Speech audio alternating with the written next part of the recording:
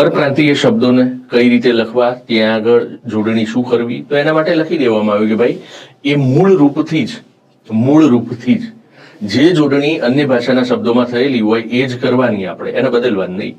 જેમ કે આપણે કીધું કે અંતે આવતી દીર્ઘ હોય, પણ નીતિ શબ્દ લઈએ, પ્રીતિ શબ્દ લઈએ, રીતિ શબ્દ લઈએ, નિધિ શબ્દ લઈએ, સૃષ્ટિ શબ્દ લઈએ, વૃષ્ટિ શબ્દ લઈએ, તો આ બધા શબ્દો એ આપણી ગુજરાતીની જોડણીના નિયમને અનુસરતા નથી.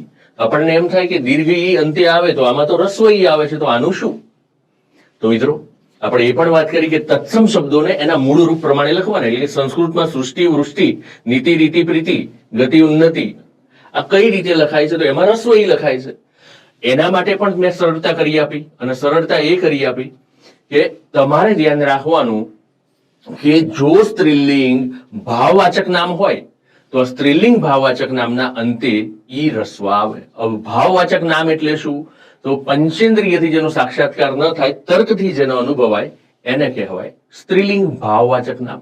તો આવા સ્ત્રીલિંગ ભાવવાચક નામોના અંતે રસ્વ ઈ આવે. જેમ કે નીતિ, સાફ રાખો. આપણે કહીએ ભાઈ અમને તો બતાવો તમે કેટલી સાફ રાખી છે, તો અમે એટલી રાખીએ. તો કે ગાંડા આ દેખાય નહીં, આ પંચેન્દ્રિયથી સાક્ષાત્કાર ન થાય, એને તો માત્ર તર્કથી અનુભવાય કે નીતિ એટલે આપણું આચાર વિચાર આચરણ જે છે એના કારણે આપણો જે વ્યવહાર પેદા થાય ને એને નીતિ કહેવાય આપણી.